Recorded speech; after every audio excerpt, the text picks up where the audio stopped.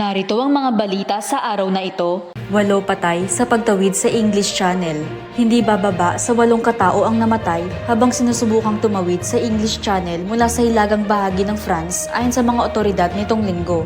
Nangyari ang insidente noong Sabado, halos 2 linggo matapos mabiyak ang isang bangka na may sakay ng mga migrante sa English Channel habang sinusubukan nilang makarating sa Britain mula sa hilagang bahagi ng France na nagresulta sa pagkamatay ng 13 katao ayon sa mga opisyal. Dinala ang mga nakaligtas sa trahedya noong Sabado sa isang sports hall sa hilagang bayan ng Ambrecius ayon sa pahayag mula sa prefecture ng rehiyon ng Pas-de-Calais. Nailigtas din noong Sabado ng mga sasakyang pandagat ng French Coast Guard at Navy ang 200 katao mula sa mapanganib na tubig sa Pas-de-Calais area, ayon sa ulat ng French Maritime Authorities na namamahala sa Channel at North Sea. Bago ang naturang aksidente, hindi bababa sa 43 migrante ang namatay o nawala habang sinusubukang tumawid papuntang UK ngayong taon, ayon sa International Organization for Migration. Ngayon naman ay dumako tayo sa balitang showbiz. Pagtatag documentary ng SB19, ilalabas na rin sa Dubai at Singapore. Inanunsyo sa Instagram ng P-Pop Kings na SB19 na ilalabas ang kanilang documentary film sa Dubai sa Star Cinemas Cinema 3 at 4 sa Al Ghurair Center sa September 21.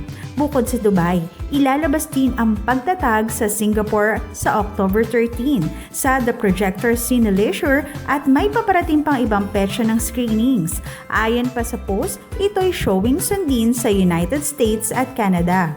Magkakaroon din ito ng premiere sa Hong Kong sa September 18. Ang pagtatag documentary film na idinirect ni Jed Regala ay nagkaroon ng limitadong screening sa mga sinihan sa Pilipinas mula August 28 hanggang September 1. Unang ipinakita ang teaser ng documentary film matapos ang kanilang pagtatag concert noong May. Matatandaan na kamakailan lamang ay inilabas ng SB19 ang kanilang collaboration song na Kalakal kasama si Glock 9 noong August 9 at napabilang din sila sa Billboard K-Power 100 ng Billboard Korea. At narito naman ang mga balita sa ating bansa. Roque, isa ng pugante. Kamara, itinuturing ng fugitive o takas ang dating presidential spokesperson na si Harry Roque ng kanyang mga dating kasamahan sa Kamara, ayon sa isang mambabatas nitong Lunes. Matatandaang na-detain na si Roque noon dahil sa kanyang kabiguan na dumalo sa pagdinig ng House Quad Committee, isang komite na binubuo ng 4 na panel na nagsisiyasat sa mga isyung may kaugnayan sa administrasyon ni Duterte sanhi ng aberya sa kanyang schedule.